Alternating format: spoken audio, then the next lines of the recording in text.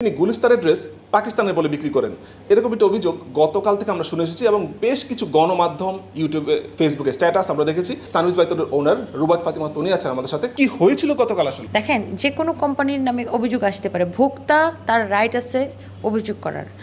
একটা ধরুন আমি এই শার্টটা পরে আসছি, এটা আমি ক্যামেরায় দেখাবো, যেহেতু ওর প্রোডাক্টটা উনি অনলাইনে কেনাকাটা করেছিলেন, তো ক্যামেরায় দেখে একটা জিনিসের কোয়ালিটি বা একটা জিনিসের কালার, অনেক সময় কালারও 19 বিষয় ক্যামেরার রেজুলেশনের জন্য।